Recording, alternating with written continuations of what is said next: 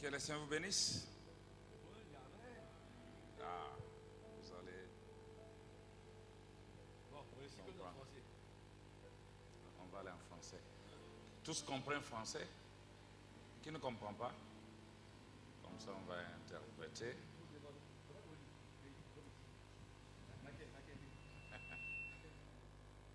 C'est bon. C'est comme s'il y a plus de sœurs que de frères. C'est ça, d'habitude c'est comme ça. C'est bien, c'est pourquoi le texte va parler des sœurs. Voilà, merci pour être venu, pour que nous puissions parler. Où sont vos Bibles? Prenez vos Bibles, nous allons lire dans 2 Rois, chapitre 5. Nous commencerons au verset 1 jusqu'au verset 14. Servez votre Bible. Vous avez oublié.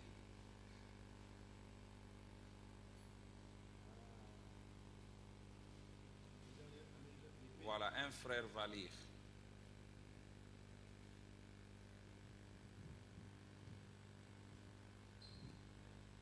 Un frère va lire.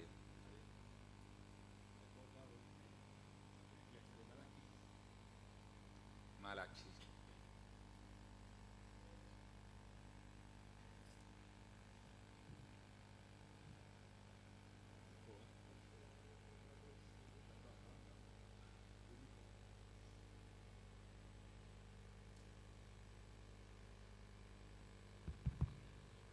Naaman, chef de l'armée du roi de Syrie, jouissait de faveur de son maître et d'une grande considération, car c'était par lui que l'Éternel avait délivré les Syriens.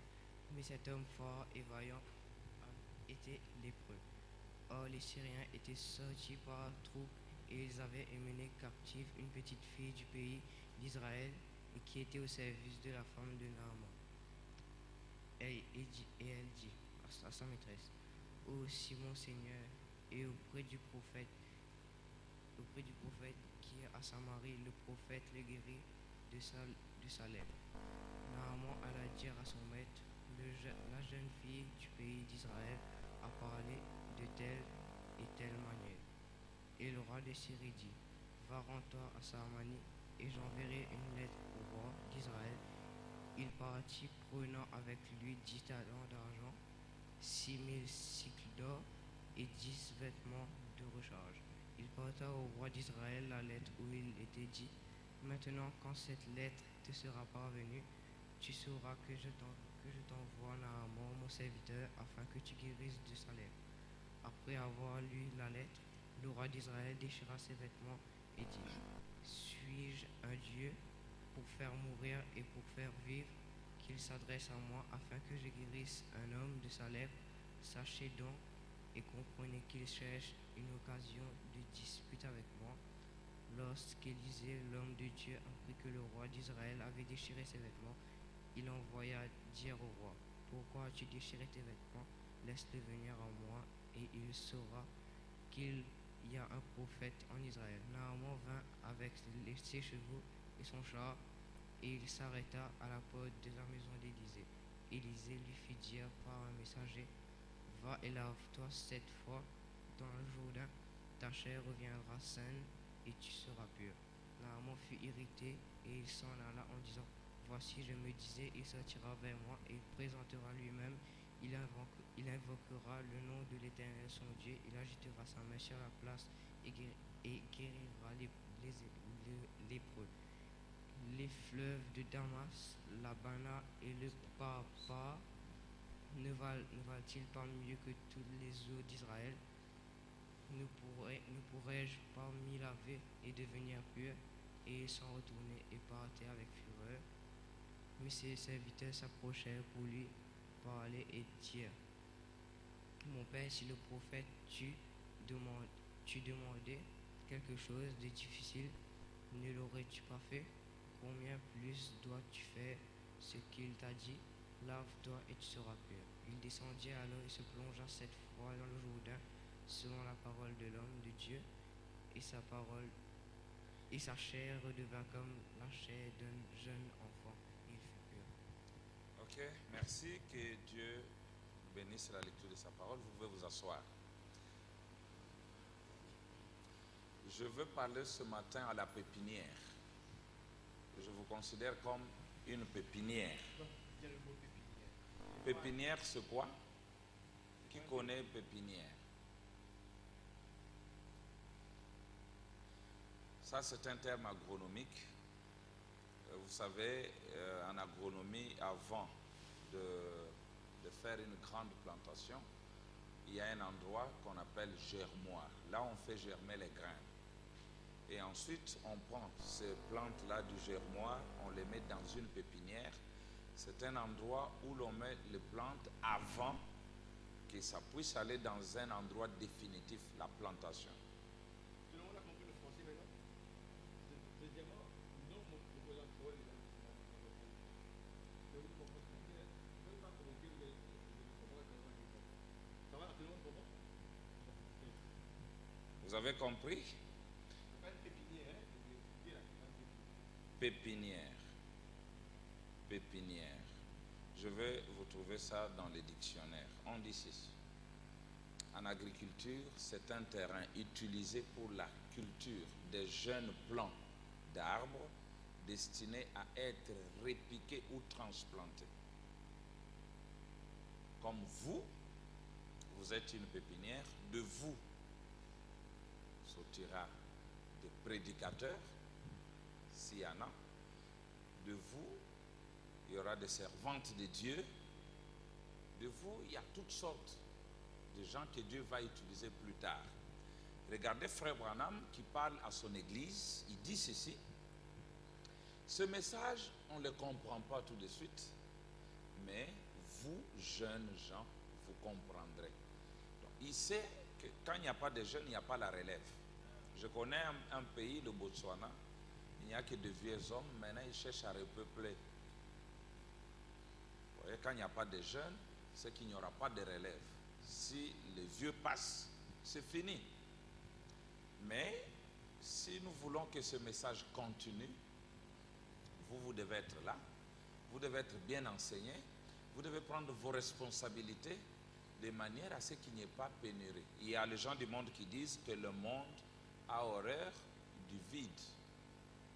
Ce message, s'il n'y avait pas de jeunes qui s'étaient assumés, nous, on n'allait pas avoir le message à Singapour, on n'allait pas avoir le message à Maurice, on n'allait pas avoir ce message en Afrique du Sud et partout ailleurs. Alors, je vais vous parler ce matin, je crois que ça va être profitable. Nous allons parler, donc nous allons quelquefois échanger. Je vais vous parler ce matin sur un sujet que j'appelle la Suède, pays à fleurs. Vous qui connaissez la Suède? Ça, c'est la géographie. Suède. Quand je dis qu'ils connaissent, ceux qui connaissent, ils lèvent la main. Vous connaissez la Suède? Peu ne connaissent pas. Vous ne regardez pas la carte. La Suède, Frère Branham dit que dans le monde entier, c'est la Suède qui a beaucoup de fleurs. Il y a des fleurs partout. Et nous allons comprendre pourquoi il y a des fleurs partout. Partout où vous passez, il y a des fleurs.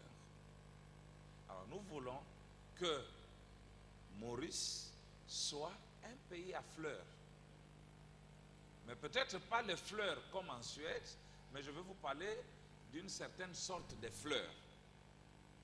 Mais avant d'arriver là, nous venons de lire une histoire d'une sœur. On a parlé d'une sœur. Qu'est-ce que cette sœur a fait? La sœur? Ah, vous n'étiez pas là quand on a lu la Bible. Vous étiez là. Qu'est-ce que cette sœur a fait? Qui connaissait que cette sœur a fait? Parce que les sujets, que ce soit Frère Branham ou votre pasteur, les sujets sortent du texte qu'on vient de lire. Alors, vous là-bas, la sœur au fond, oui, vous. Qu'est-ce que cette sœur a fait? Oui, vous. Cette sœur a fait quoi? Celui-ci. Ok. C'est bon. Là, on participe. Les autres réunions, il n'y a que le prédicateur qui parle, mais ici, vous allez aussi parler. Oui, voilà. Nous venons de lire, la sœur a fait quoi? C'est une sœur. Il a suivi la faveur de son maître. Pardon? Oui. Il y a une sœur qui a fait quelque chose. Elle a fait quoi? Vous donnez le micro à la voisine. Qu'est-ce que la sœur a fait? Il a dit à son maître qu'il a, Mettez le micro comme ça que j'entends. elle a dit à son maître qu'il y a un Jourdain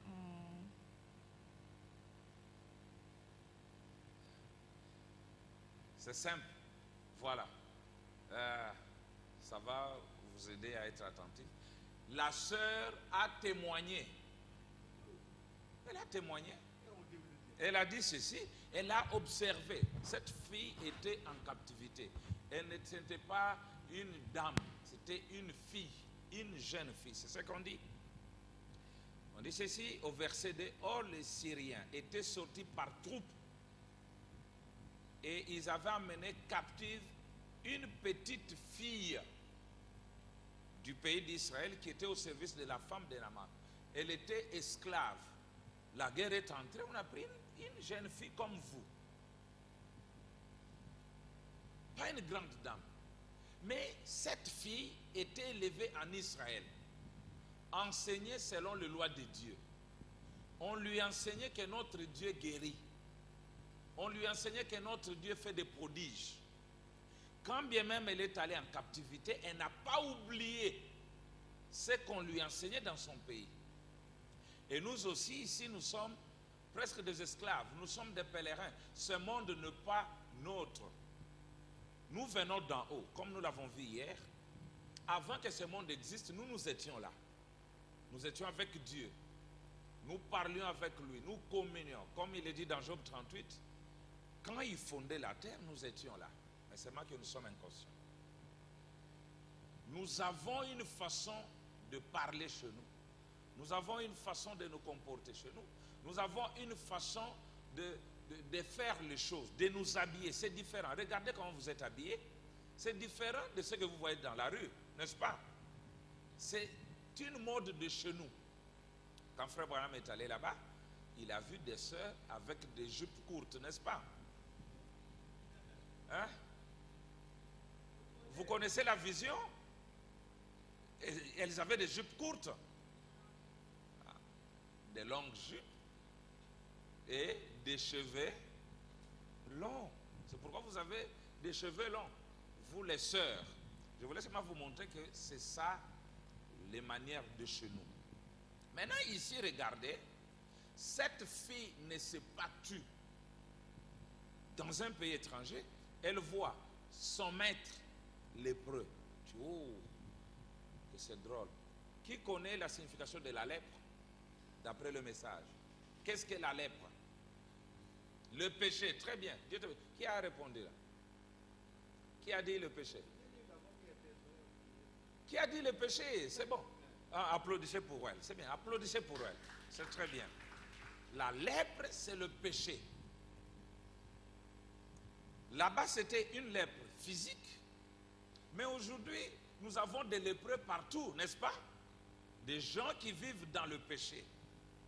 Regardez, cette fille ne s'est pas mise à se moquer de son maître. Il est lépreux, oh, il est lépreux, moi je suis pur. Non. Elle a compati. Elle a dit, oh, si mon maître était en Israël, là il y a un prophète. Le prophète allait le guérir. C'était un message clair.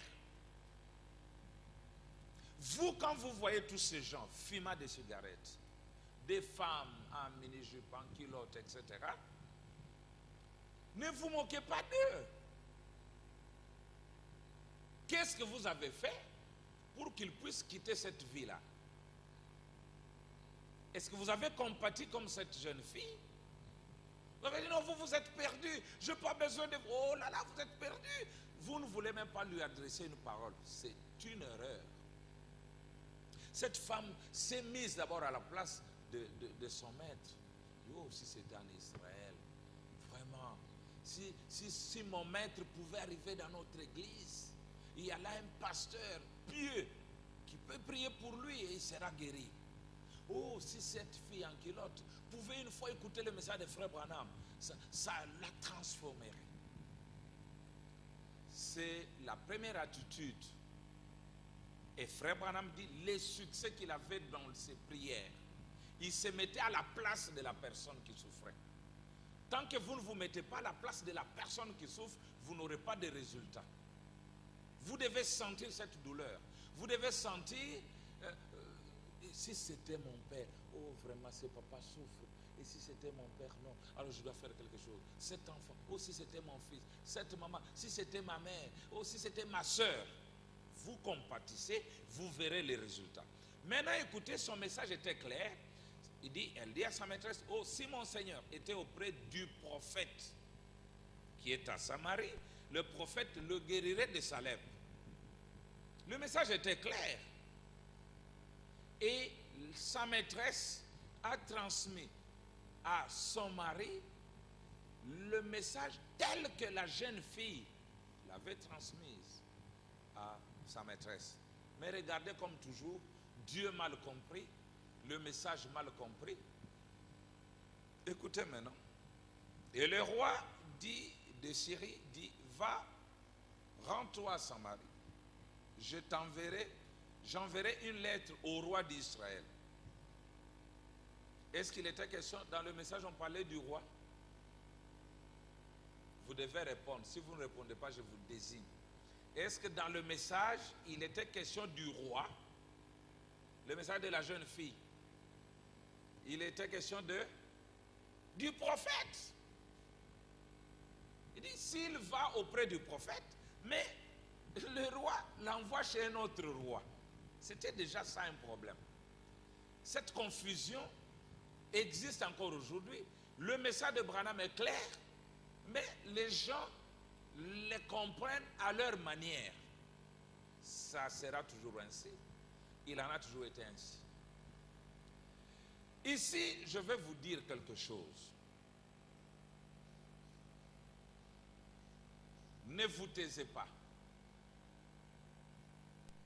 Témoignez toujours de la parole. C'est votre responsabilité. Je n'ai pas encore commencé à lire le prophète, je vais lire.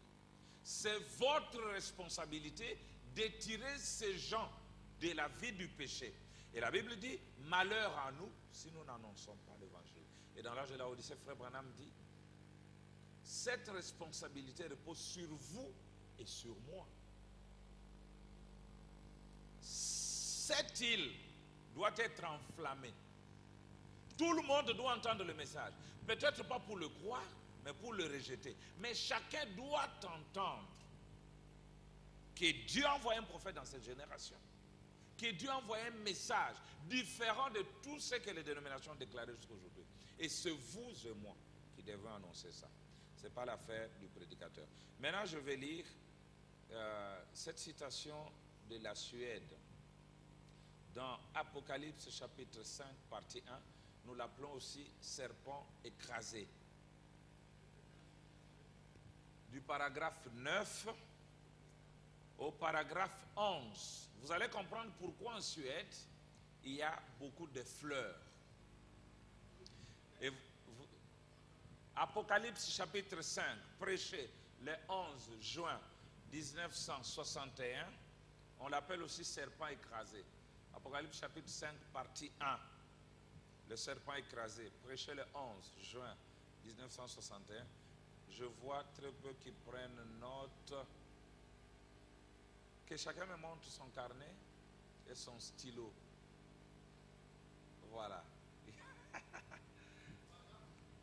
Paragraphe 9 à 11. Il faut toujours écrire. On dit, les gens qui venaient de Thessalonique ou de Bérée étaient plus que ceux qui venaient de parce qu'ils prenaient note Et ils allaient comparer. Je crois le pasteur associé ou le diacre peut donner du papier à ceux qui n'en ont pas. Vous savez, il y aura même des interrogations. Je vais vous poser des questions sur ce que nous avons vu. Et même quand je serai au Congo, je vais suivre. Il y aura une liste de présence qui va passer avec vos numéros email. Vous donnez des réponses, des interros que je vais poser au pasteur et il va m'envoyer des réponses. Je vais coter. Voilà. Non, là c'est la foi et l'assurance.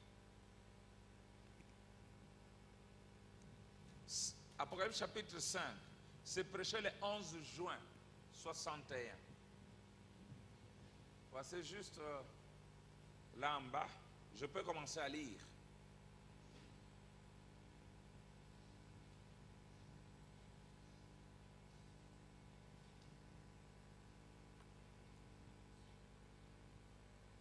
Nous voulons voir beaucoup de fleurs à île Maurice. Beaucoup de fleurs. Il est dit ceci. Vous avez trouvé? Parfois, tout ministre, je considère donc le sentier sur lequel on a marché et je m'interroge sur des choses, à savoir si on a semé la semence. On s'interroge, est-ce qu'on a semé la semence? Et quand nous irons dans Marc ou dans Matthieu ou ailleurs, vous allez trouver Jésus dont la signification de la semence, il dit la parole, c'est la semence. Il dit, beaucoup parmi vous, voilà, beaucoup parmi vous connaissent bien Johnny, Appleseed. Voilà. De l'Amérique. Eh bien, il y avait en Suède aussi un homme qui était quelque peu considéré comme lui. Aux États-Unis, c'était Appleseed.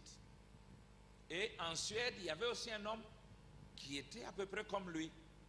Il a semé des fleurs. Et on dit que c'est ainsi qu'il y a maintenant beaucoup de belles fleurs en Suède.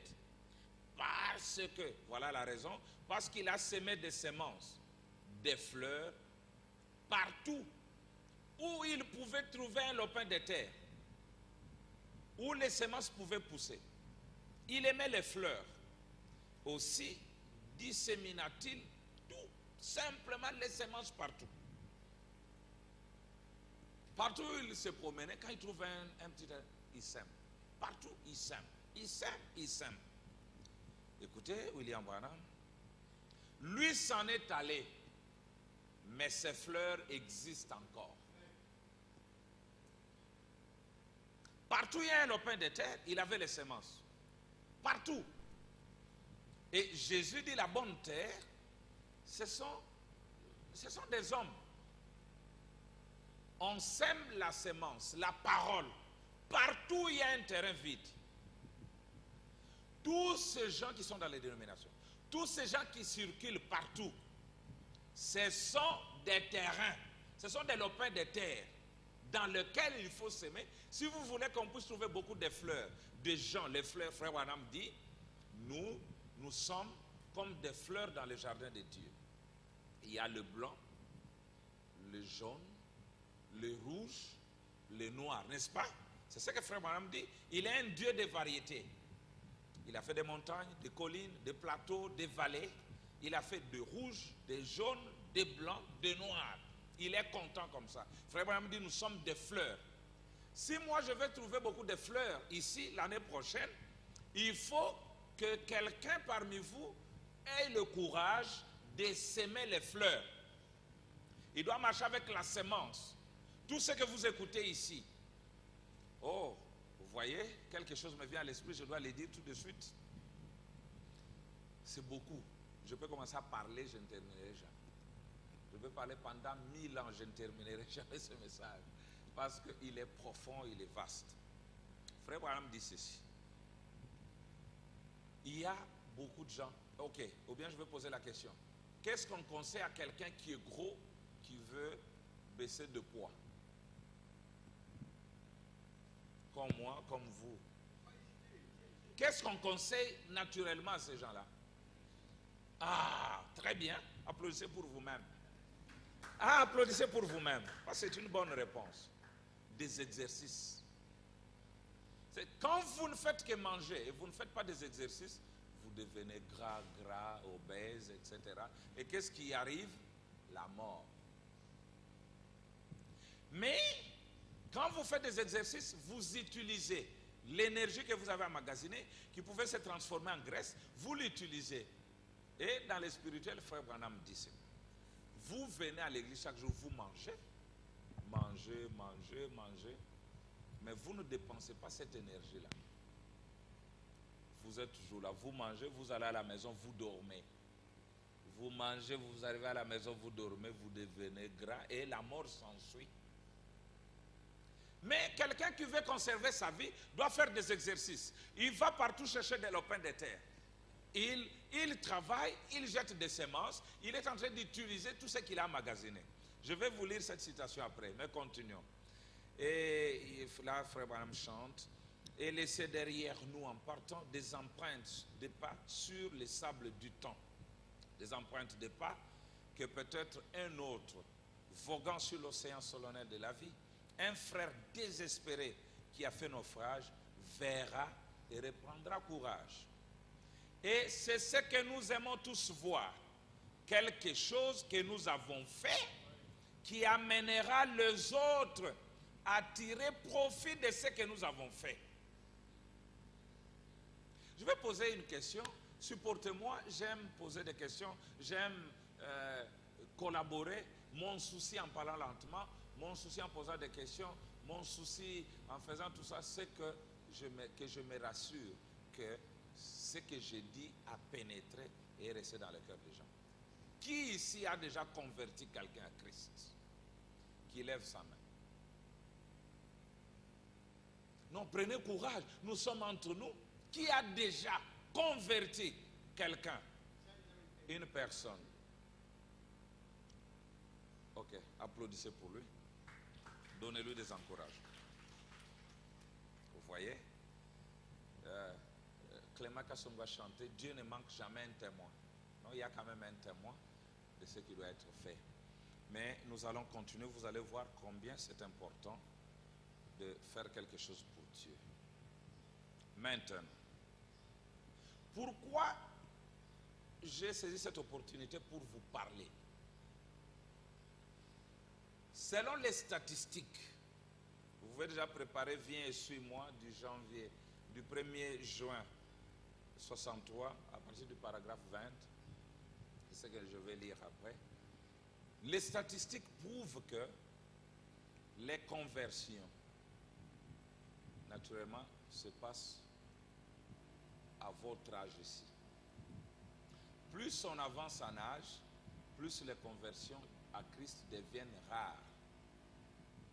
Alors, il est important pour nous de vous sensibiliser, parce que vous avez des amis, vous avez des frères de votre âge qui ne doivent pas louper cette occasion. Parce que quand vous les laissez grandir, ils deviennent vieux, l'espoir de conversion s'amenuise. Mais ici, nous devons tout faire pour que nos frères, nos amis, les connaissances que nous avons puissent au moins entendre que quelque chose est arrivé. Vous avez trouvé, frère? Viens, suis-moi. Paragraphe 20, nous commençons. Écoutez ça. Et le père et la mère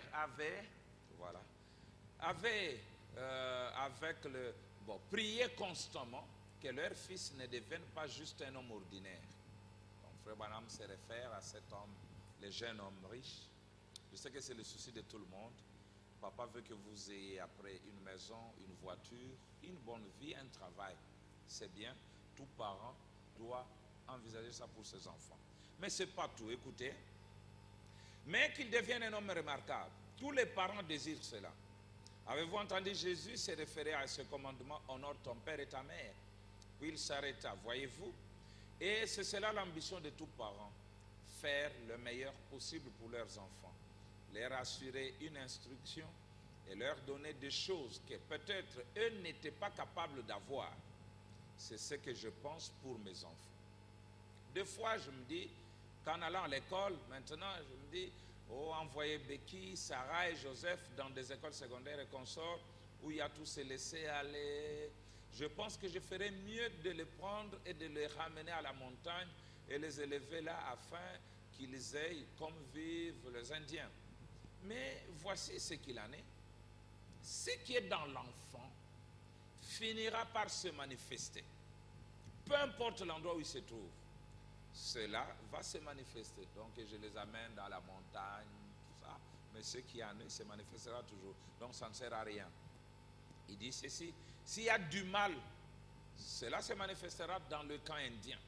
S'il y a du bien, cela se manifestera dans n'importe quel camp. Voyez-vous, il s'agit de ce qui est dans l'enfant, du caractère de l'enfant, de ce qui est au-dedans de vous. Est-ce que vous êtes maintenant? Et ce que vous êtes maintenant, c'est ce que vous serez probablement le reste de votre vie. Vous êtes à l'étape où s'opère le changement. Ça, vous connaissez, pour ceux qui ont étudié la biologie, ça va de quel âge à quel âge? Vous connaissez, c'est l'âge difficile, l'âge où on doit beaucoup faire, beaucoup prier pour que vous soyez ce que vous devez être. Savez-vous quoi? C'est ce qui m'intéresse. 86% des conversions à Jésus-Christ se font avant 21 ans. Cela est confirmé. Les statistiques le prouvent. 86% de ceux qui viennent à Christ viennent avant 21 ans. Moi, je suis arrivé à Christ à 20 ans. Qui ont moins de 21 ans? Levez la main. Moins de 21 ans. Ah, tout le monde, les autres c'est plus. 21 ans moins, vous voyez? Ok, je continue. Qui sont venus à Christ avant 21 ans? Voilà, les statistiques le prouvent. Voilà. Branham a raison. Moi aussi. Vous êtes venus après 21 ans. C'est la chance et la grâce. On ne veut pas dire qu'après 21 ans, il n'y a pas de conversion, mais ça devient rare. Continuons. Il dit 86% de ceux qui viennent à Christ viennent avant 21 ans. Après avoir dépassé cet âge, vous devenez plus modélé ou ancré dans vos voies. Oh, bien sûr que c'est possible. Ils viennent à 70, 80 ans. Mais cela est très rare. Même à 80 ans, on peut avoir des conversions. Mais Branham dit que c'est très rare. Voyez-vous? Vous vous formez lorsque vous êtes jeune. Vous fixez vos ambitions sur ce que vous voulez faire et ce que vous essayez d'accomplir dans la vie. Vous y pensez. Et quand vous y pensez, naturellement, votre pensée, cela est présenté à votre esprit par quelque chose d'inconnu qui domine votre esprit. Et puis quand cela vient dans votre esprit, alors vous le proclamez disant que vous allez l'accomplir. Et alors, vos ambitions vous conduisent vers cela. Ainsi, le père et la mère s'attendaient à ce que ce jeune homme, ses ambitions de devenir important, assez d'argent pour accomplir cela. Et puis sans doute qu'ils avaient prié pour que ce jeune garçon puisse avoir cette opportunité. Vous voyez, ils avaient fait tout ce qu'ils pouvaient faire. Il avait peut-être accumulé beaucoup de beaux chevaux et peut-être qu'il était très populaire parmi les femmes. Et ce qui pourrait s'appliquer aux hommes pourrait de même s'appliquer aux femmes. Et vice-versa. Voyez-vous, parce que nous parlons de la vie humaine, des âmes, des hommes et des femmes.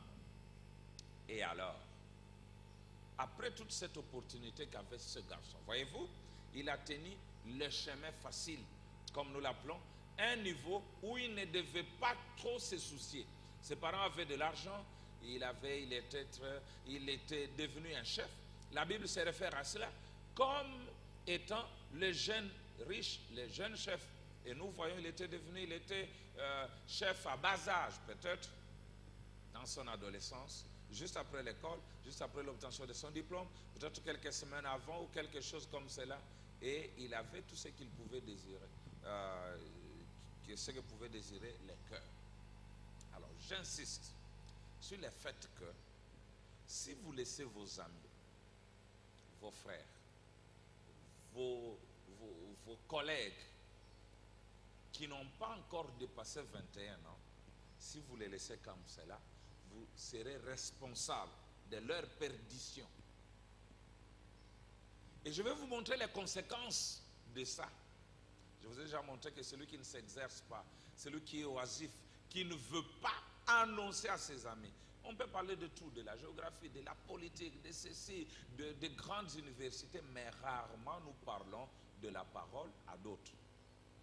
Mais avançons, je crois que le Seigneur va nous aider. Dans le livre des vies de l'agneau, prêché le dimanche 3 juin 1956, le livre des vies de l'agneau, on vous a donné du papier pour écrire, pas de stylo. Voilà. Dans le livre des vies de l'agneau, prêché le dimanche 3 juin 1956, suivez, c'est très bien. Nous allons maintenant combiner les ambitions qu'ont les parents sur leurs enfants. Être un homme, ceci, avoir de l'argent, avoir ceci, cela. Vous pouvez l'avoir avec l'évangile. Et je peux être encore très catégorique pour dire que vous allez l'avoir avec l'évangile. Qui peut me donner un verset où Jésus a promis ça? L'argent, les maisons. Qui connaît un verset de la Bible où Jésus a promis ça par l'évangile?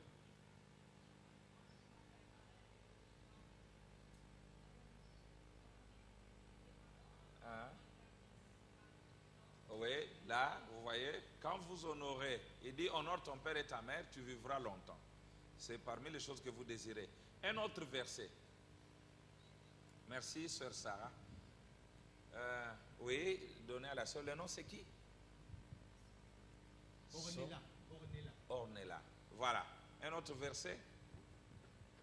Cherchez d'abord le royaume de Dieu. Voilà, très bien, applaudissez pour elle. Cherchez d'abord les biens matériels, l'argent et le royaume après, alors vous aurez, n'est-ce pas? On dit quoi? Premièrement le royaume et le reste. Le reste c'est quoi? Un bon mariage, une belle voiture, de l'argent, des maisons. Le reste vous sera donné par-dessus. C'est une promesse. Mais souvent les gens font l'inverse. Ils commencent par chercher, non, je dois accumuler les biens matériels, je dois avoir ceci, et les joies de Dieu là après. Non, un homme intelligent commence par Dieu, il sait que le reste, ça lui sera donné dans cette vie. Ce n'est pas de l'autre côté, nous avons appris que nous n'aurons pas de maisons là-bas, mais nous aurons des maisons. Nous n'aurons pas de maisons, mais nous aurons des maisons, n'est-ce pas? Qui aura la maison de l'autre côté? Moi, je suis le premier. Mais quel est le nom de ta maison? Ornella, c'est ça. Ta maison, c'est quoi? Quoi? Donnez-lui le micro. C'est quoi? Sa maison, c'est quoi? Une villa à étage. Ta maison? Le royaume de Dieu. Bon, donne à la sœur ici. C'est qui le nom? Hein? Océanie. Océane. Voilà, ta maison c'est quoi? Parce que Jésus nous a promis les maisons dans Jean 14. Il dit, il y a plusieurs demeures dans la maison de mon Père. Je m'en vais vous préparer un palais. Donnez à l'autre sœur, le nom c'est Rachel. Rachel. Voilà, l'épouse d'Isaac. Rachel, oui. De Jacob. Oh, la mère de qui? Joseph, c'est ça? Joseph et Benjamin. Voilà. La maison que tu dois voir. Vous n'étiez pas là mercredi, voilà. Qui était là mercredi?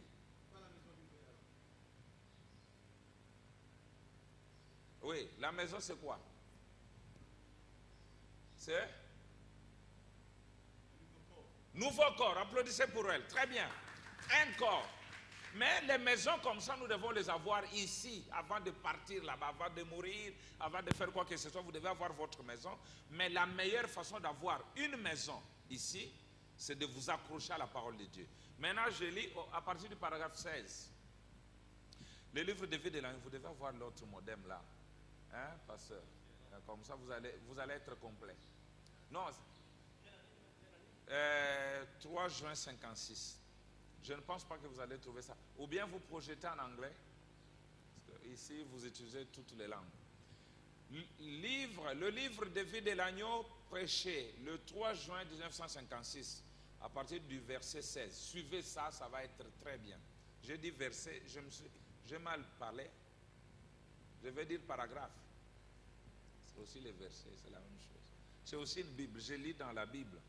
Si on avait permis qu'on écrive les épîtres de Saint Branham, on dirait épîtres de Saint Branham aux saints qui habitent île Maurice. C'est ça. Paul écrivait des lettres. Et on a mis ça comme la Bible. La Bible, c'est la vie des prophètes. Déjà, ce qu'ils faisaient, ça fait la Bible. Et seulement ici, ce testament, frère Branham dit, on ne va pas l'écrire. Vous avez trouvé?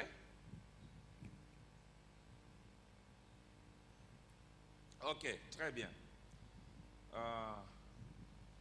Je ne sais pas très bien, vous pouvez lire là-bas, je ne sais pas très bien si c'était Dwight, vous appelez quoi, Dwight Moody. Je crois que c'était lui, le cordonnier de Boston. Suivez, cet homme-là est parmi les grands évangélistes qui ont secoué le monde, Moody. C'était un cordonnier. Il ne connaissait pas Dieu. Un jour, une petite femme, dans les premiers jours des méthodistes, a voulu faire quelque chose pour le Seigneur. Une vieille femme. Elle dit, mais qu'est-ce que je peux faire pour le Seigneur?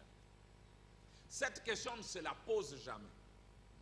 Ce matin, quand on se réveille, on dit, qu'est-ce que je dois faire pour le Seigneur?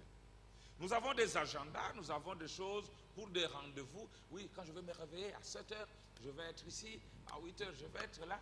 Mais il n'y a pas un agenda pour le Seigneur. Qu'est-ce que je vais faire pour le Seigneur? Cette femme disait, je vais faire quelque chose pour le Seigneur. Ainsi, elle travaillait comme lavandière et a fait des économies pour avoir $1,50. Vous voyez, aujourd'hui, la vie est facile. Nous recevons de nos parents l'argent, etc. $1,50, c'est rien. Tout le monde a ça. Mais en ce temps-là, cette femme a dû faire des économies pour avoir $1,50. Mais suivez l'histoire. Qui connaît l'histoire? Suivez l'histoire, vous allez voir que c'est très beau. Ainsi, elle travaillait comme lavandière et a fait des économies pour avoir $1,50, je crois, afin d'inviter un vieux prédicateur à venir prêcher pour elle.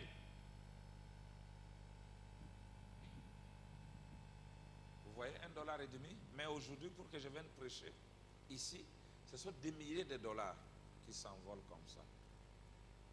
Maintenant, est-ce qu'il faut que ce qui est fait ici puisse s'envoler comme ça? Non. Il faut que le Seigneur trouve des comptes dans ça. On est invité, on mange gauche, droite, le carburant, le téléphone, tout ça. Je suis bien logé, du savon, on achète tout. Et il l'a fait pourquoi? Parce qu'il veut obtenir quelque chose, il veut faire quelque chose pour le Seigneur. Mais cette femme voulait faire quelque chose pour le Seigneur avec $1,50, a invité un vieux prédicateur prêcher pour elle.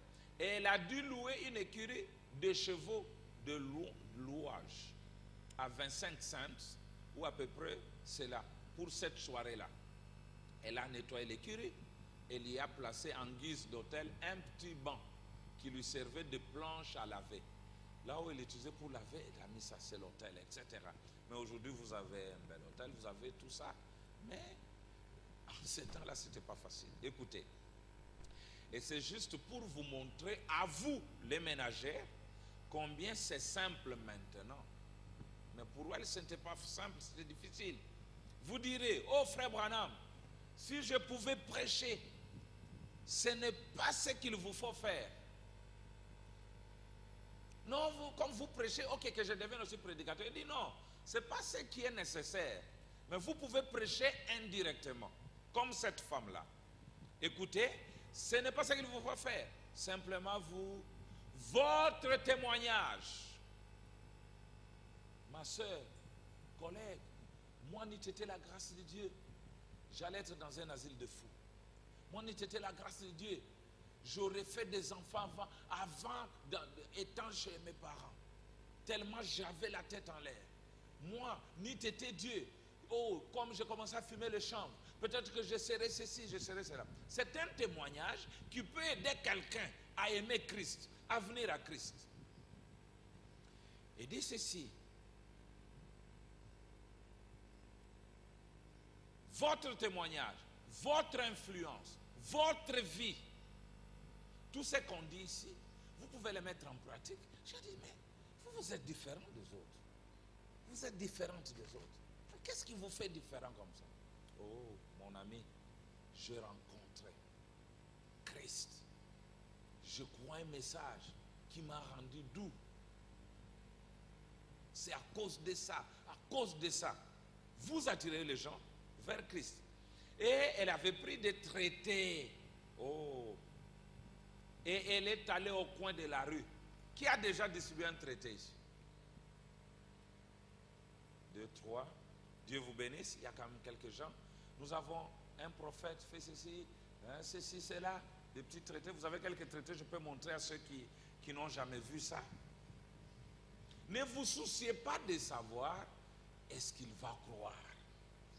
Non, ce n'est pas votre affaire. Votre affaire, c'est de témoigner. C'est de l'inviter. Nous arriverons même à l'invitation.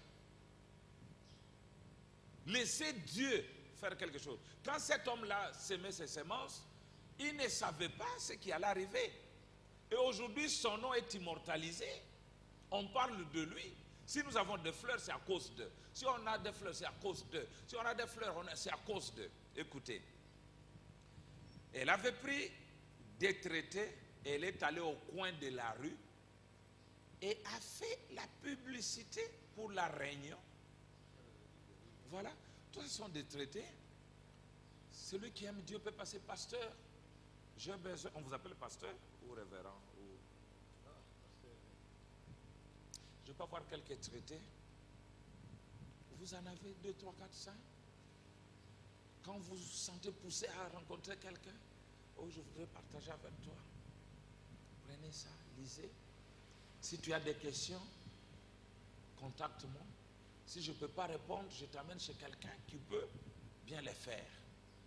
Elle est allée au coin de la rue. Aujourd'hui, nous en avons honte. Et pourtant, quand vous allez dans les nations civilisées, je crois ici aussi on les fait, vous trouvez toujours des gens, quand une voiture s'arrête au stop, ils viennent là. On le fait aussi ici. Ils donnent.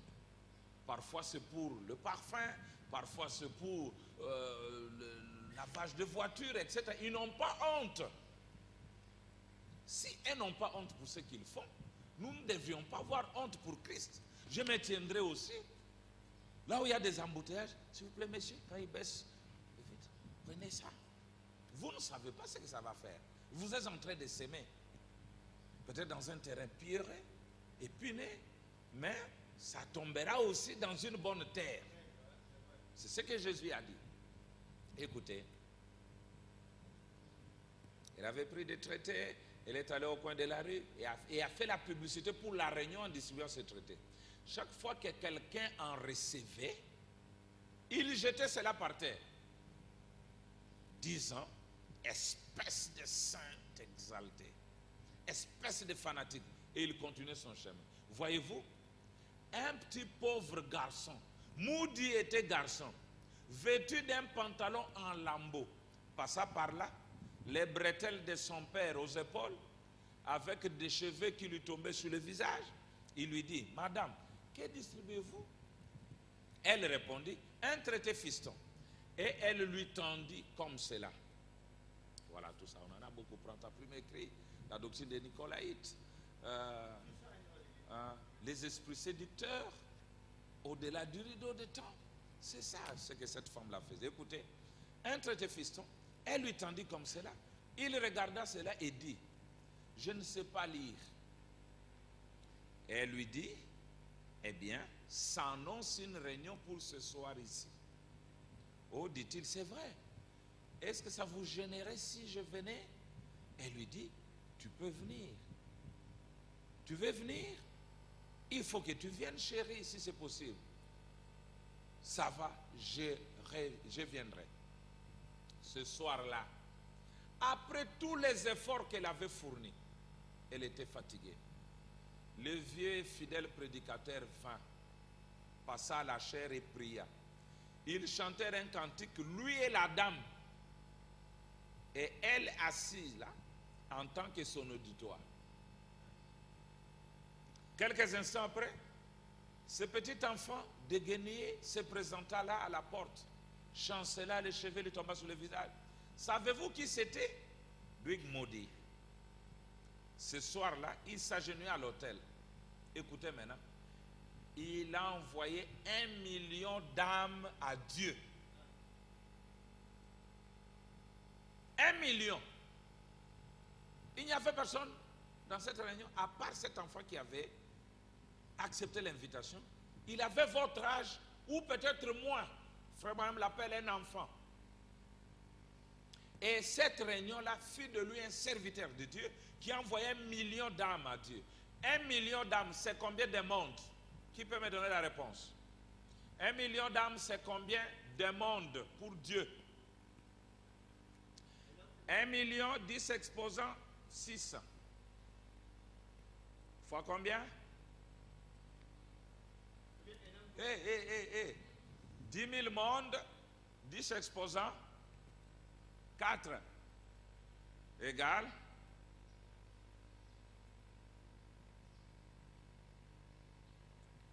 1 ici. 10 millions de mondes. C'est ça? Je ne sais pas si c'est ça.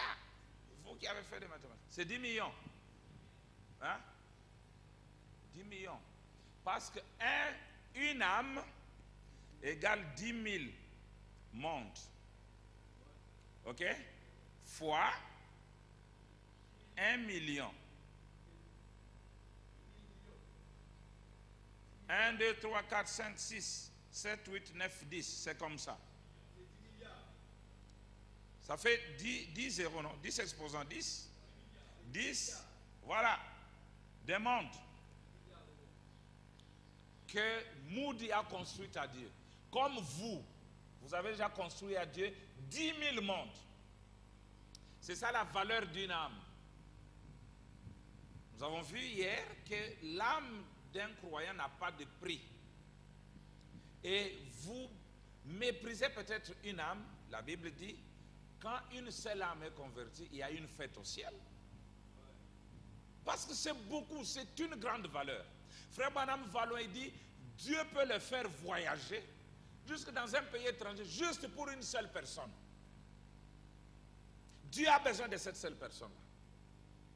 Vous seul, vous pouvez beaucoup à Dieu. Continuons.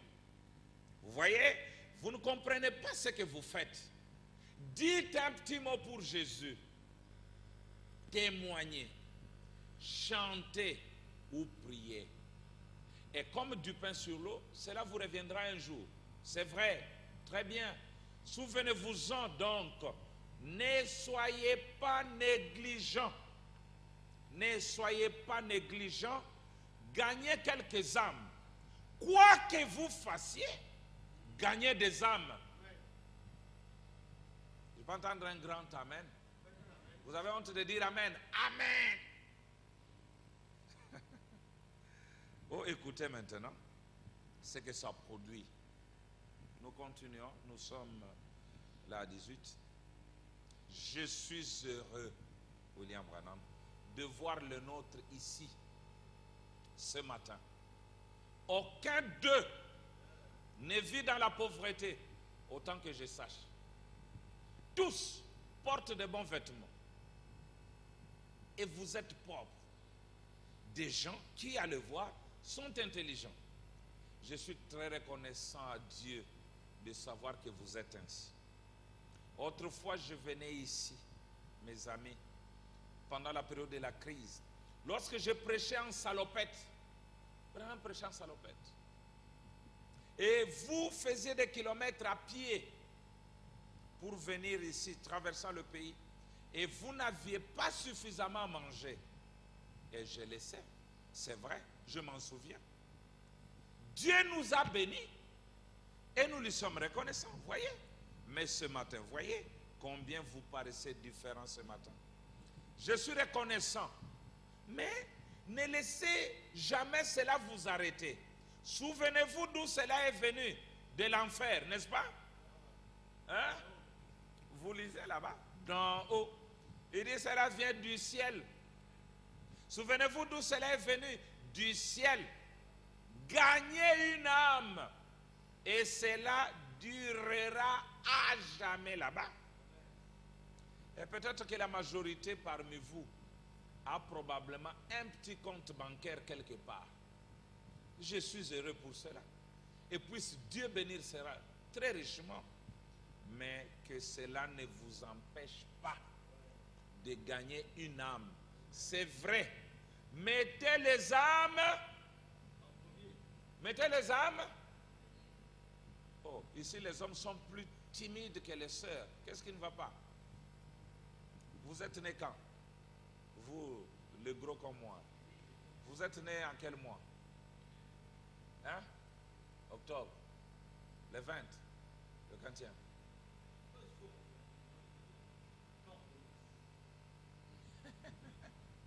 Le 9. Le 9 octobre. Hein? Le 9 octobre. 9 octobre. Pourquoi vous êtes timide? Vous avez honte des sœurs.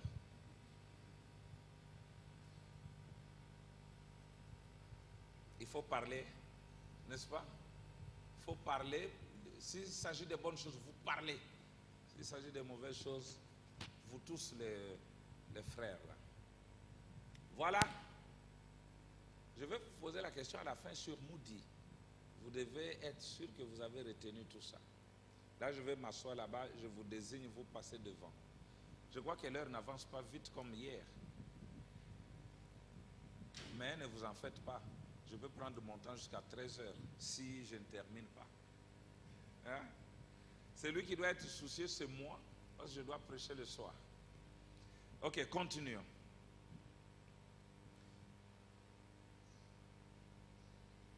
Nous arrivons dans les opérations du Saint-Esprit, prêché le 16 août 56. Paragraphe 11. Frère Abraham dit ceci. Mais qu'arriverait-il si jamais et si je gagnais une âme? Voilà, c'est la question qu'on peut se poser ce matin. 16 août 56. Works of the Holy Ghost. Donc, il est en anglais parce qu'il n'aura pas ça en français. Le 16 août 1956. Qu'arriverait-il si je gagnais une seule âme? C'est la question. Je vous pose aussi cette question. Qu'est-ce qui va arriver? Paragraphe 11. Qu'arriverait-il si j'avais ici ce soir 100 milliards de dollars entassés là? Et que pourrais-je faire avec 100 milliards de dollars? Les missionnaires que je peux envoyer dans le monde. Et moi-même aussi. Et gagner probablement des millions d'âmes. Je ne sais pas.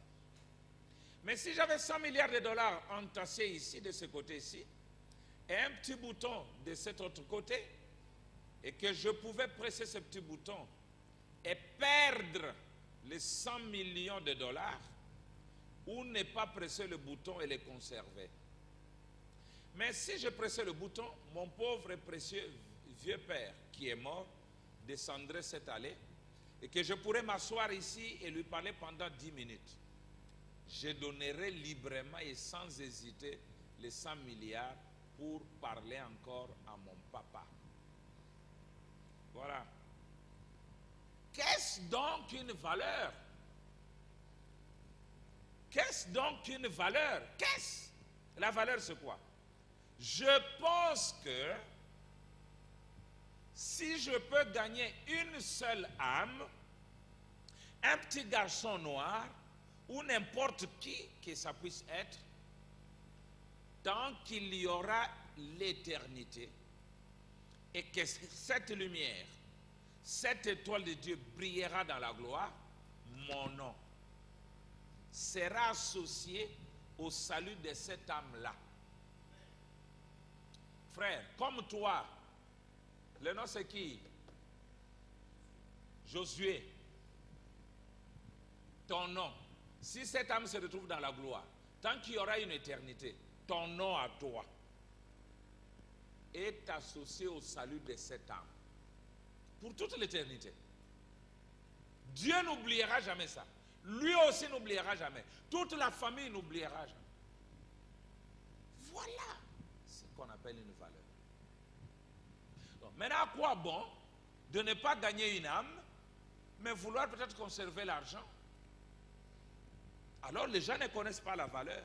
La valeur est dans les saluts des âmes. Continuons encore. Je suis donc convaincu, puis concerné, prêché le mardi 18 janvier 1962. Je commence au paragraphe 54 jusqu'au paragraphe 55. Qu'est-ce qu'est une valeur? C'est une question que je vais aussi poser à la fin. Qu'est-ce qu'une valeur? Mais ne vous effrayez pas, je n'arriverai pas à 13 heures. C'était seulement pour montrer que ce que je donne a de la valeur.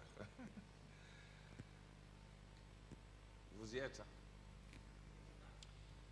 62, 18 janvier 62. 54, nous descendons.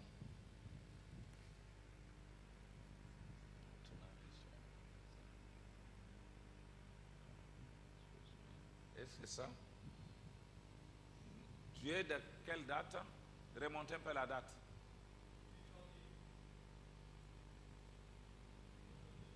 « 18 janvier 62. Oh, peut-être que le paragraphe diffère. Bon. Ça commence ici, comme ceci. Vous pouvez même chercher le mot désert ou bien baptisé d'eau. Il a dit,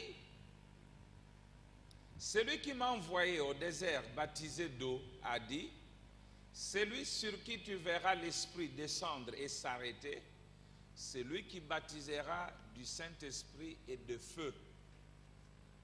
Ça, c'est Jean-Baptiste qui parle. Deux de ses disciples, vous pouvez mettre, deux de ses disciples s'étaient nés là et ils ont suivi Jésus. Tu peux mettre aussi Philippe ou André. Ah, vous avez, c'est ça? Hein? Ok. Oui, c'est là. Ça a commencé un peu au milieu. Deux de ses disciples se tenaient là et ils ont suivi Jésus. Quand Jean-Baptiste a fait ce témoignage, deux disciples, il dit c'était Philippe et André. Ils ont suivi Jésus. Hier, nous avons vu que les restes sont restés fidèles à leur pasteur, Jean-Baptiste. Hein? Mais Philippe et André, ils ont dit non, adieu, comme tu nous as présenté le messager du 8e jour, Christ, nous partons. Ils l'ont suivi. Mais les autres sont restés dans la Odyssée avec Jean-Baptiste, dans l'église des futurs.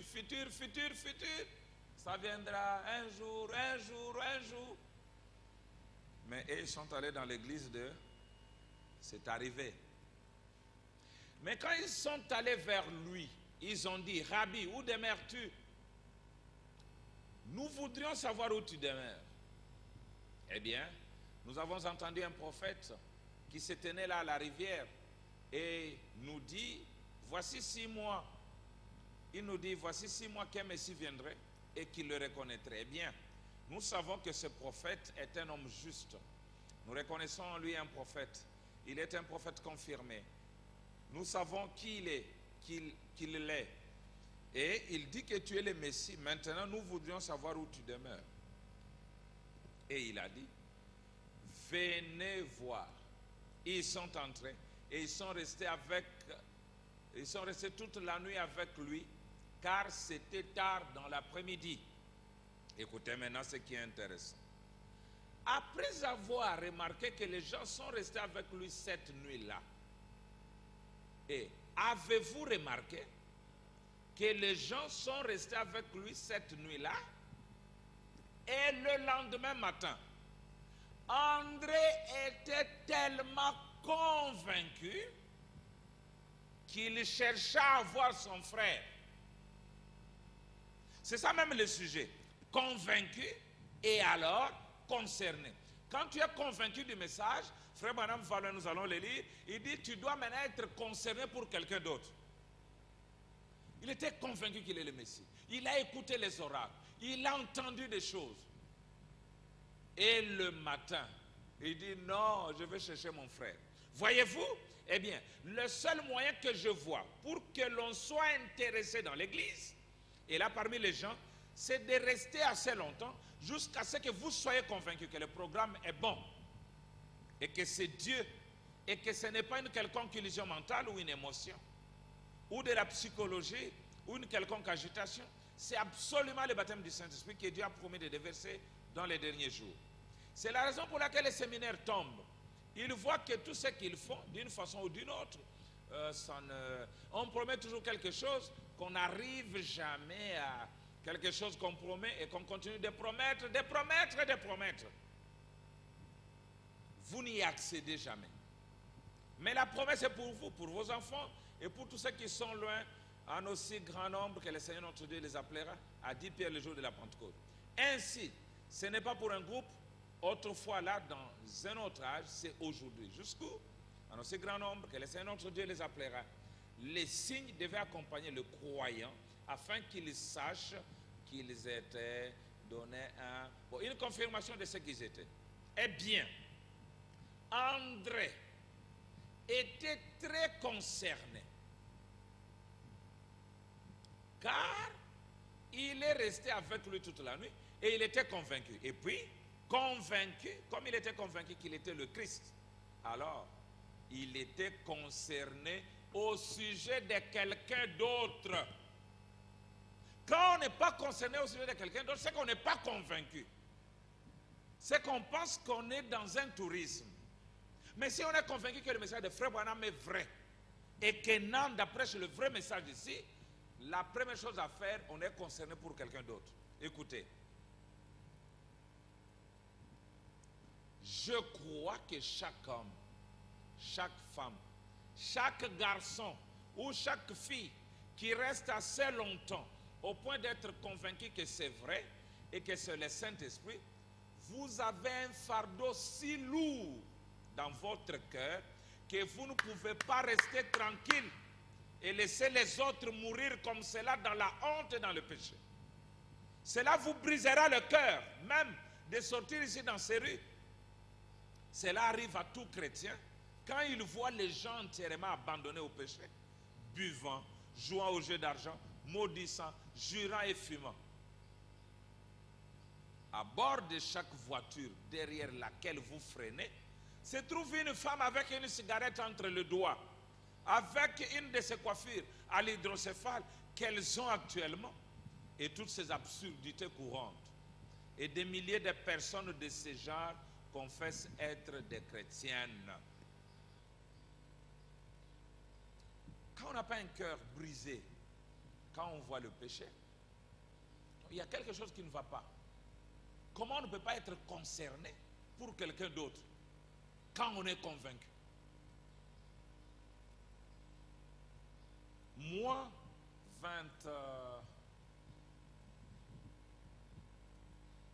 25 ans après ma conversion,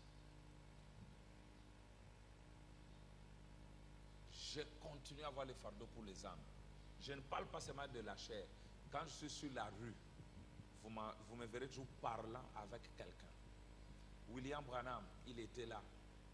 Pendant le temps libre de pause, il est là dans un garage, mangeant un petit sandwich et parlant à quelqu'un. Toujours. Vous le trouvez au coin de la rue, en train de parler. À la fin, je vais vous montrer les bénéfices qu'il y a dans ça. Si j'avais le temps, j'allais expérimenter des choses avec vous. C'est ce qui s'est passé dans ma vie aussi. Vous voyez? Vous devez bénir pour les autres. Quand vous voyez quelqu'un dans un état de péché, ne vous moquez pas de lui. mais compatissez. Allez vers lui. Je vais vous lire ça peut-être quand j'aurai le temps. Un jour, frère Branham, vous savez, tout ce qui s'est passé dans sa vie, c'est une leçon pour nous. Il y avait une femme là qui s'est comportée mal quelque part. Frère Branham a commencé à la mépriser.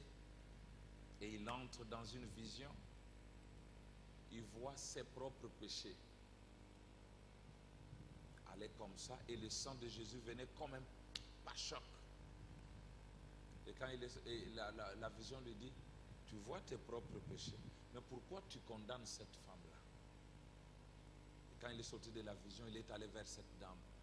Oh, je veux te parler. Regarde, le Seigneur m'a reproché à cause de ça.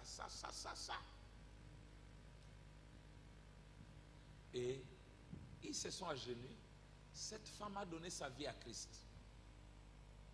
Dieu voulait seulement lui montrer qu'au lieu de la condamner, va lui parler. Peut-être que tu vas gagner cette âme-là. Voilà l'attitude d'un vrai chrétien. Aujourd'hui, je vais demander qui a le Saint-Esprit ici. Levez la main, ceux qui ont le Saint-Esprit. Une sœur, un frère, 2 sœurs encore, 4. Alors nous allons voir si vous avez le Saint-Esprit maintenant.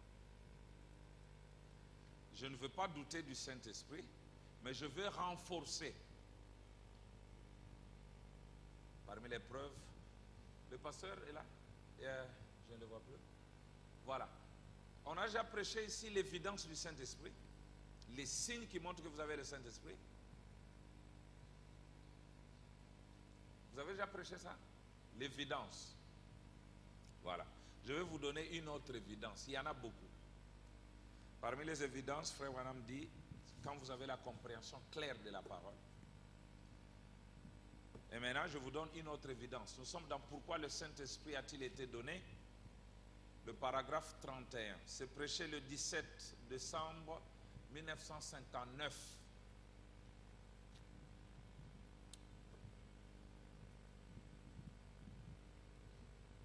Voilà.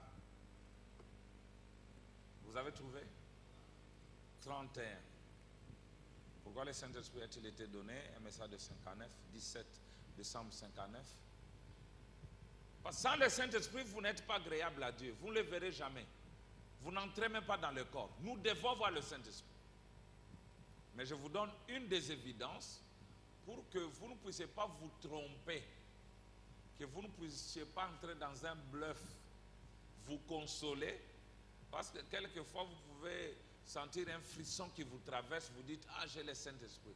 Peut-être on a prié, vous avez pleuré, vous dites, j'ai le Saint-Esprit. Le Saint-Esprit fait pleurer. Le Saint-Esprit fait parler en langue, fait trembler.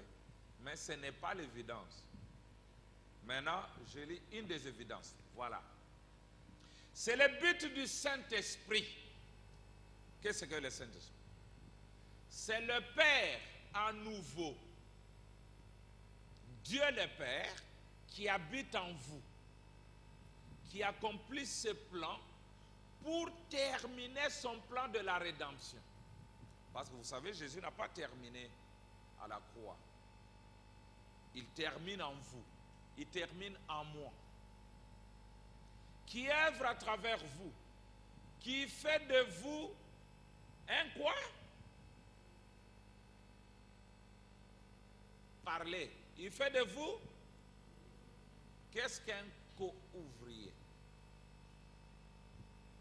Qu'est-ce que ça signifie, co-ouvrier? Oui? Mais vous parlez français ici? Co-ouvrier signifie quoi? Dieu ne fait pas de vous un ouvrier, mais un co-ouvrier. Ah, voilà, très bien. Un associé dans le travail.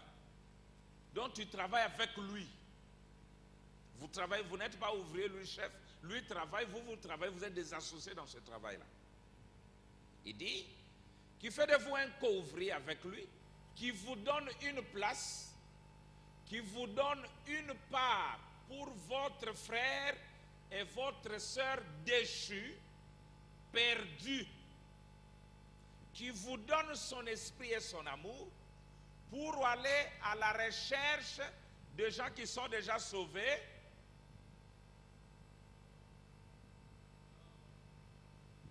Hein? Ah, parce qu'aujourd'hui, les gens vont seulement chercher ceux qui sont déjà sauvés. Nous appelons ça la pêche à l'aquarium. Lui ne peut pas aller dans un fleuve ou dans un lac pêcher. Lui, c'est seulement les poissons là de la maison. Vous appelez ça aquarium aussi? C'est là où il va mettre la maison. C'est simple là-bas. Mais il ne peut pas aller dans un étang ou dans un fleuve pêcher. Mais Dieu, quand il vous donne son Saint-Esprit, il vous donne une place pour votre frère et votre soeur déchus, perdus. Il dit, comme il a fait en Éden, Adam, Adam, où es-tu? Adam, Adam, où es-tu? Voilà ce que fait ce que le Saint-Esprit fait à un homme ou à une femme. Quand il pénètre leur cœur et qu'il établit sa demeure, il y a une soif et une faim pour les âmes perdues. Maintenant, moi si quelqu'un me dit là le Saint-Esprit, je ne discute pas. Je l'observe. Je veux voir s'il a une faim et une soif pour les âmes perdues. Je veux voir combien de gens il a amené à l'église. Moi, chaque dimanche, je fais lever les visiteurs. J'examine mon église comme ça. Ah, les visiteurs, oui, oui, je suis ici, Dieu vous bénisse, je viens de... C'est la sœur telle qui m'a invité à venir ici. C'est le frère tel qui m'a invité à venir ici. J'avais même initié des cahiers pour que je voie ce que les jeunes font.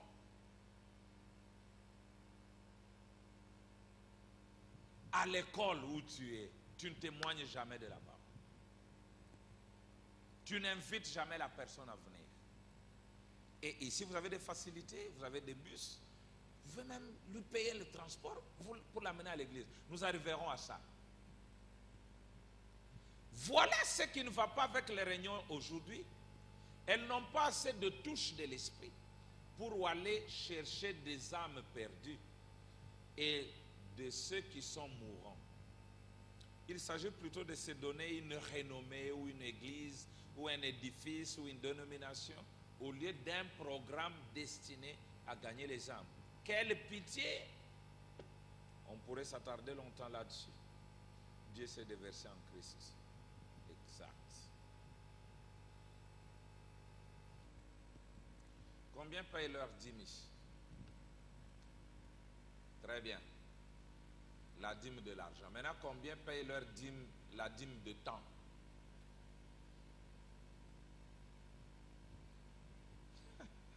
Parce qu'Abraham paya la dîme de tout.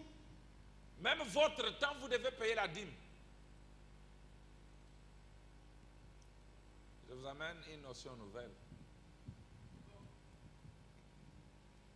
Ok, prenons des 6 heures. Vous dormez à quelle heure? À 22 heures. Vous avez 16 heures. C'est ça? Hein? 16 heures divisé par 10. Vous avez 1 heure. Combien de minutes? Hein? 0,6 de 60, ça donne combien? 30 ans?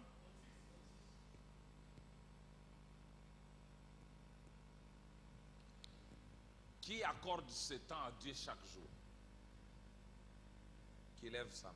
Chaque jour, vous devez payer cette dîme-là.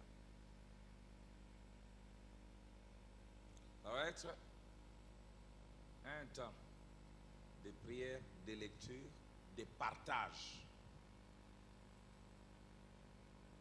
Si chacun de nous accordait seulement cette dîme à Dieu, même 30 minutes, vous prenez dans ça 30 minutes, ça c'est pour parler du message, témoigner à mes amis.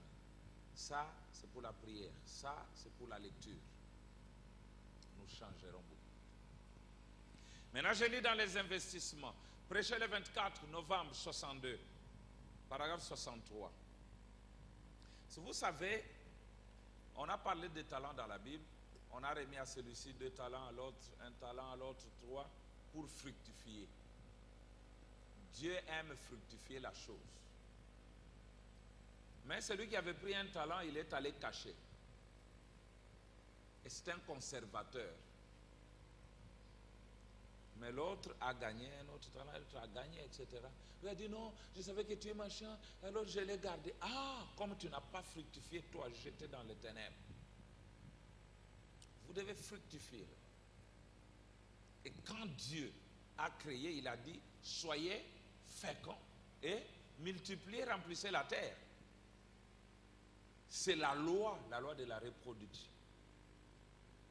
D'un seul, d'autres doivent aller. De toi, une âme, doivent sortir d'autres âmes. De toi, une âme, doivent sortir d'autres âmes. Peut-être que vous n'allez pas prêcher, mais je vais vous dire ce que vous devez faire. Peut-être que vous n'avez pas le courage de donner des traités, mais je vais vous montrer encore des citations dans lesquelles vous allez vous retrouver aussi.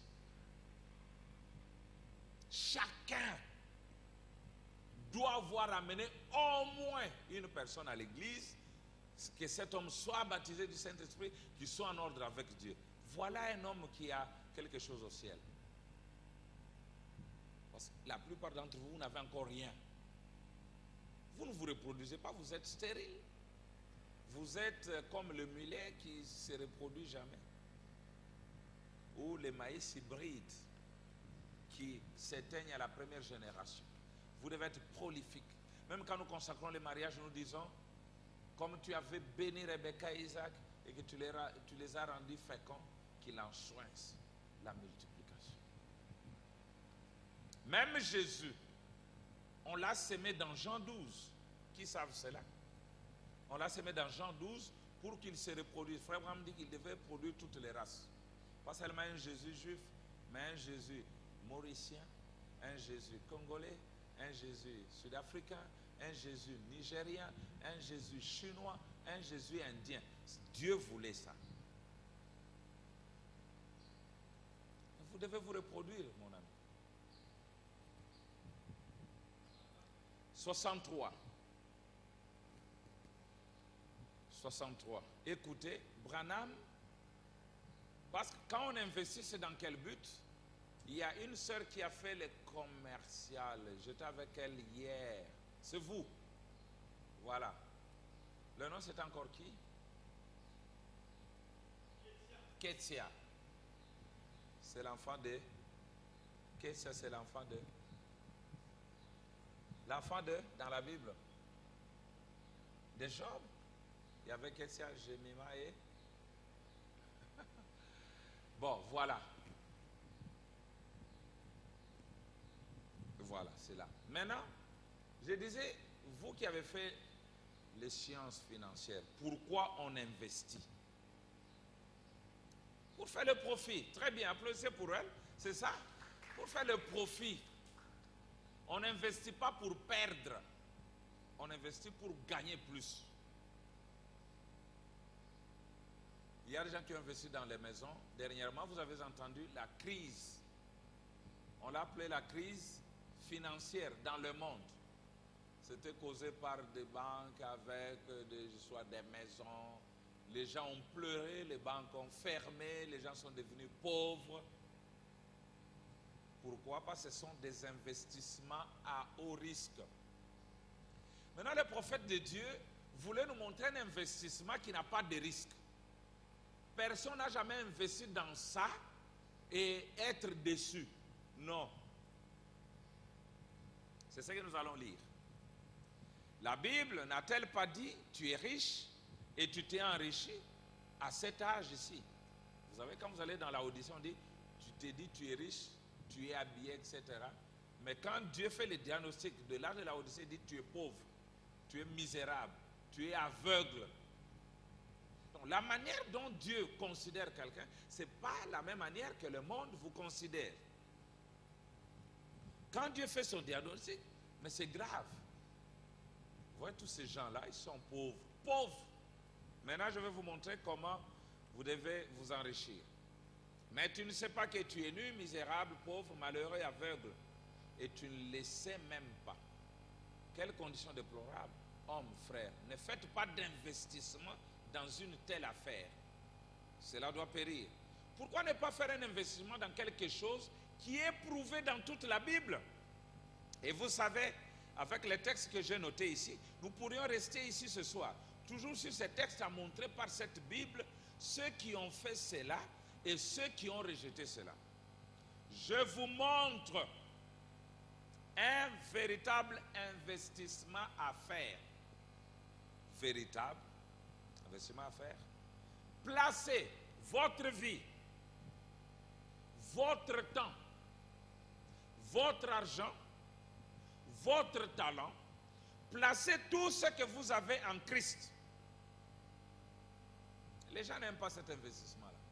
Et pourtant, la sœur ici nous a dit, cherchez premièrement le royaume des cieux et le reste vous sera donné.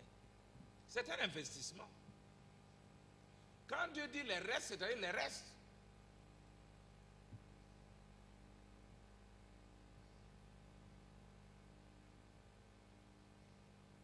Qui sont d'accord avec cet investissement?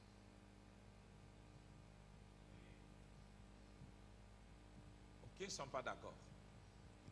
Levez aussi la main. Qui ne veut pas de cet investissement que Frère Branham nous conseille?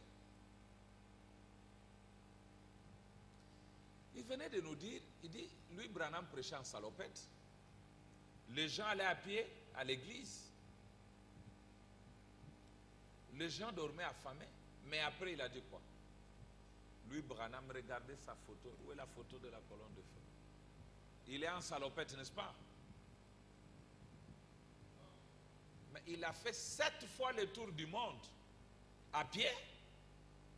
Non. Il a trouvé un meilleur investissement. Et cela a payé. Branham allait faire des campagnes. Il dit, je ne quitte jamais la ville avec une seule dette, même d'1 centime. Il a sponsorisé. Il a enterré des gens. Il vous trouve la maison brûlée, lui paye pour vous.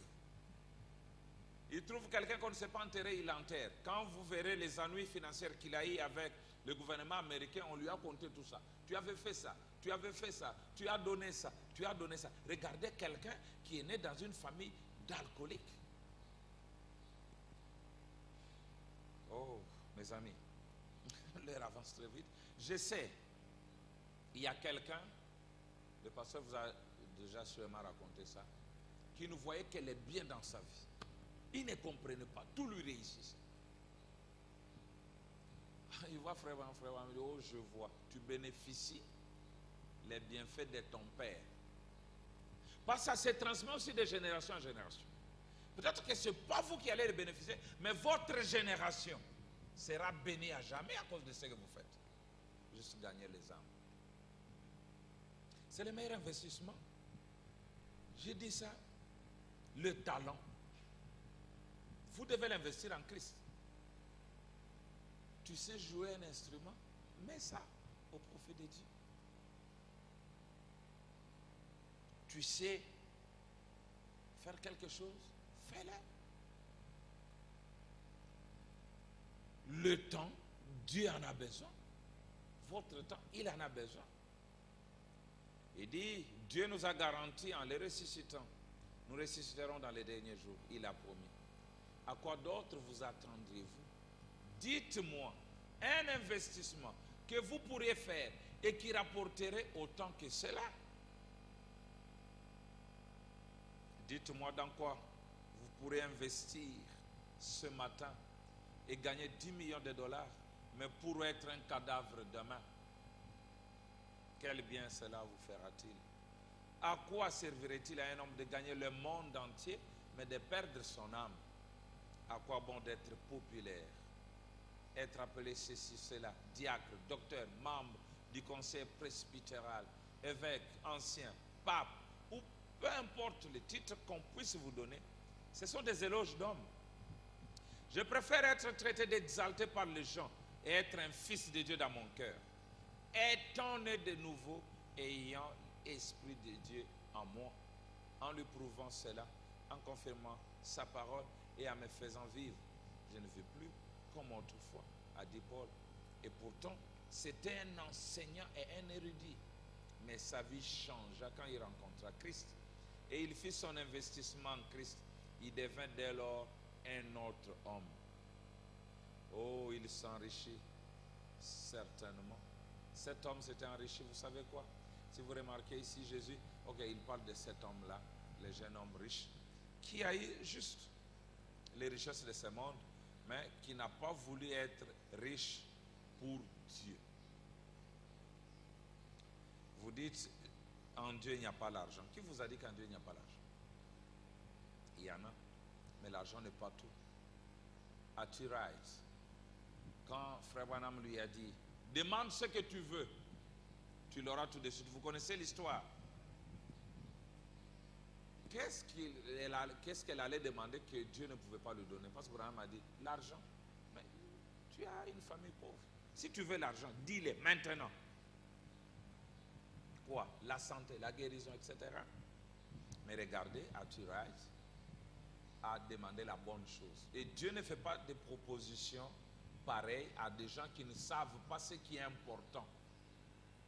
Dieu, en proposant cela à Tirite, il savait qu'Atirite chercherait la bonne part, la vie éternelle.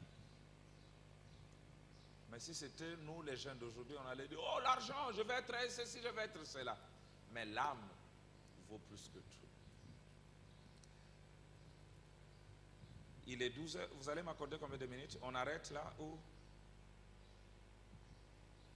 on va continuer peut-être dans l'éternité. Hein? Bon, il y a beaucoup de bonnes choses. Je vais donner le fichier au pasteur. Il va parler avec vous plus tard. Mais pour ce matin, c'est fini. Que Dieu vous bénisse. Mais je vais poser une interrogation. Maintenant, dans quelques minutes. Voilà. La première interro.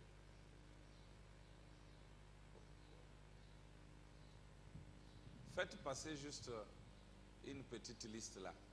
Hein? Je donne les noms, comme ça, je choisis à partir d'ici. Je veux voir. Est-ce que ça vous a béni? Ça vous a béni là-bas? D'accord.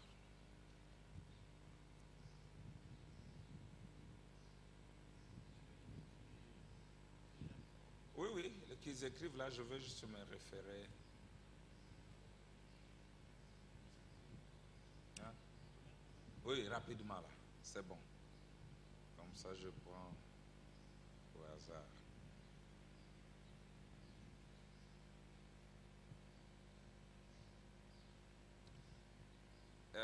Si Dieu permettait qu'un jour on revienne ici, est-ce qu'on va trouver vos fleurs? Qui peut lever la main pour me dire que je vais trouver des fleurs ici? Ah, très bon. C'est bon. Nous allons trouver des fleurs. Vous allez s'aimer des fleurs. Ils vont germer.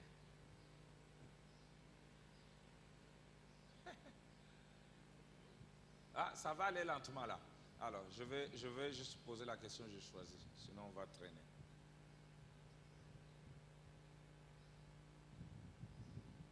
Frère Branham parle de son église qui avait, probablement chacun avait un petit compte bancaire. C'est dans quel livre?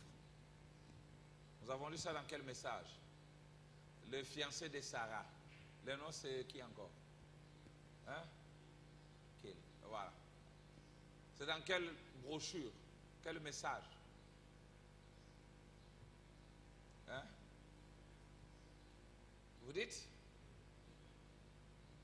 Je n'entends pas. Ah, la question.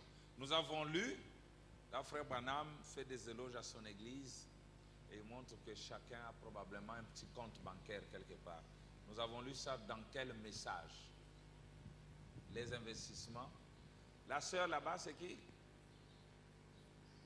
Oui. Dans les investissements. Vous là-bas, au fond. Investissement. Hein? Viens sur moi. Viens sur moi. Sarah. Vous avez ça là-bas.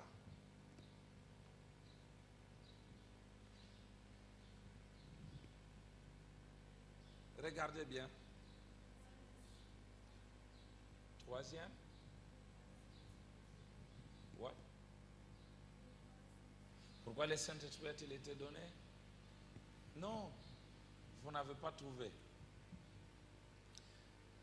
C'est dans le livre de vie de l'agneau. Il dit, je prêchais en salopette, vous veniez à pied, etc., etc.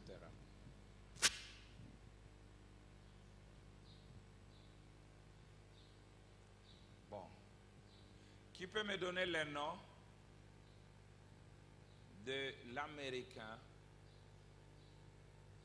qui s'aimait le fleur comme celui de la Suède?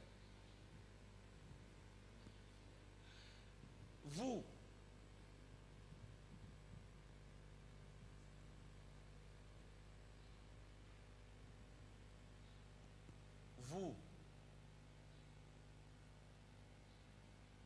je vois la sœur Sarah qui a levé la main. Hein? Voilà. Johnny Appleseed. C'est ça son nom.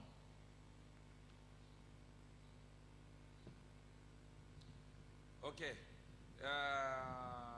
Vous là-bas en jaune, c'est qui? Oui. Quel est le pays qui a beaucoup de belles fleurs au monde? La Suède, très bien. Voilà.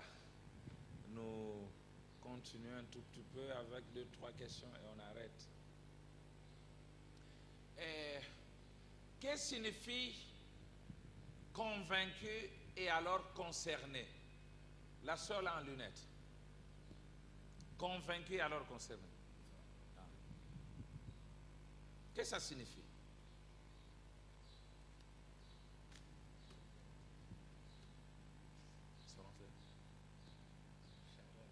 Sharon.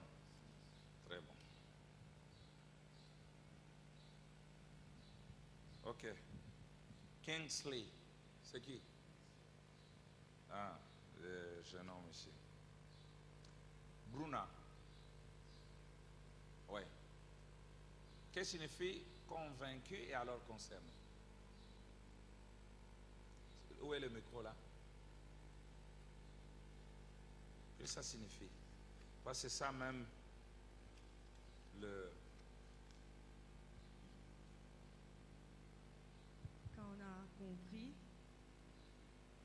que le message est vrai, donc on est concerné à partager, à donner aux autres. Voilà. Vous devez aller vers quelqu'un d'autre. Vous devez avoir le poids pour cette personne-là. Ok.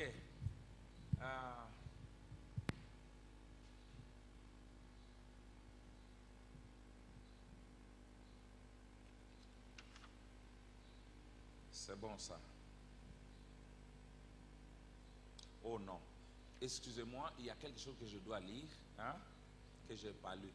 Ça, je dois lire, je ne peux pas quitter comme ça. Parce que j'avais dit qu'il fallait que je vous montre une autre méthode pour amener les âmes à Christ. Ok. Dans notre position en Christ, c'est dans le livre de l'adoption.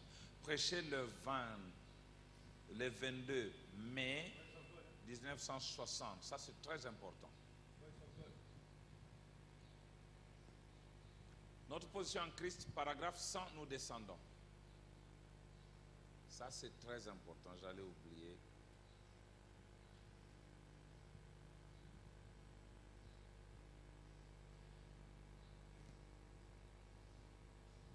Prêché le 22 mai 60, matin.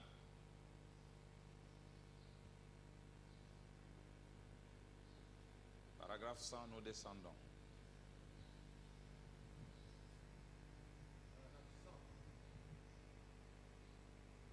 Paragraphe 100.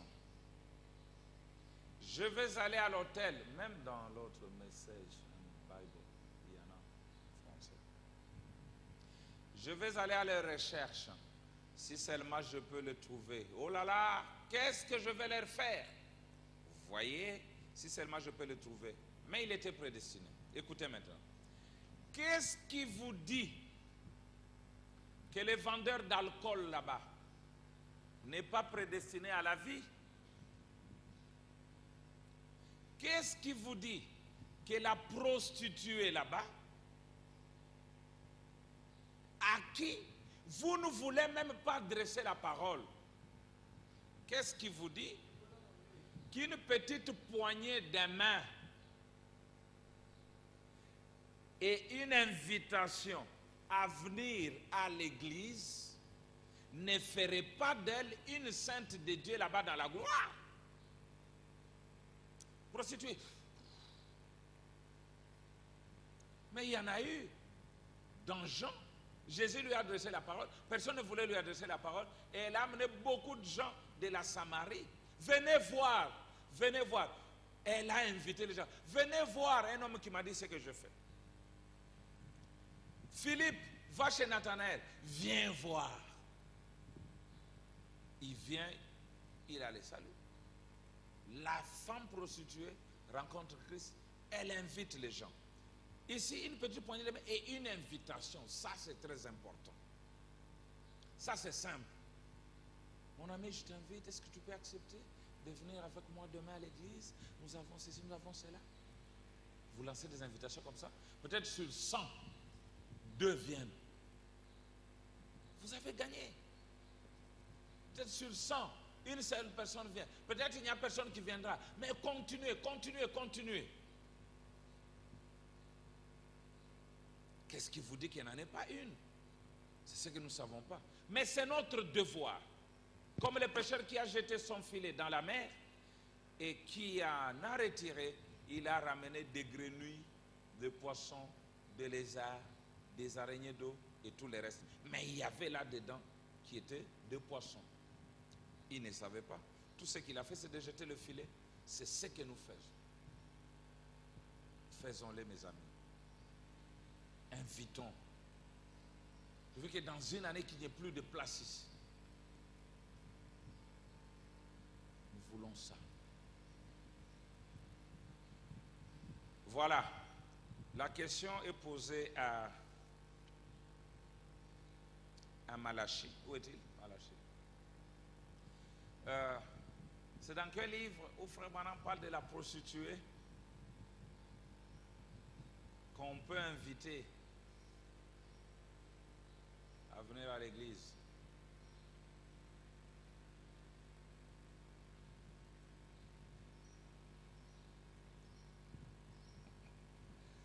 Joël.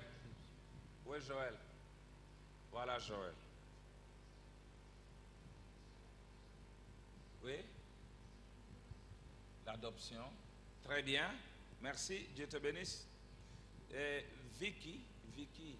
Voilà, Vicky, ta question c'est celle-ci. La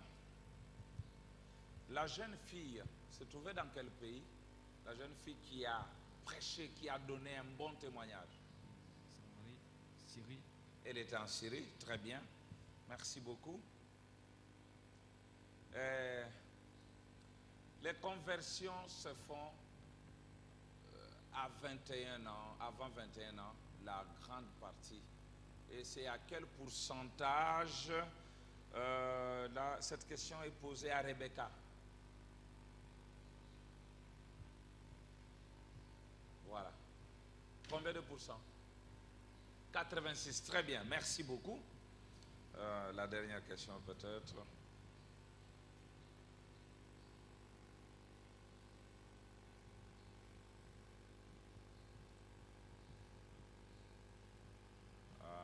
C'est bon.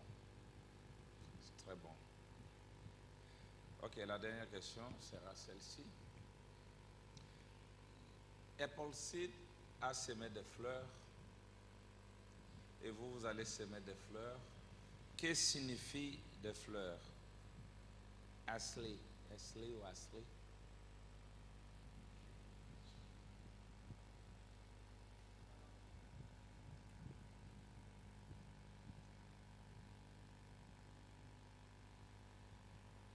Tu ne sais pas. Quand on a parlé de ça, tu étais là. Quand on a parlé des fleurs. Non. Ok. Attends. Oh. Sam. Voilà.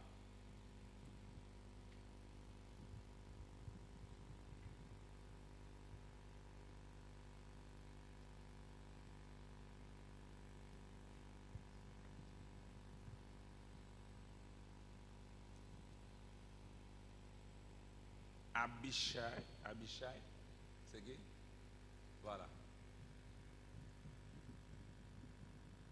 On les a même définis. On a même catégorisé ces fleurs en 4 groupes. N'est-ce pas? Il y a 4 groupes de fleurs.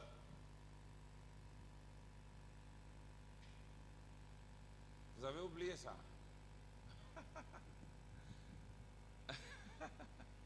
Oui, je vois les jeunes. Oui, les jeunes hommes là. Oui, c'est qui? Le nom? Joël. Oui. Quels sont ces 4 groupes de fleurs? Noir, Oui.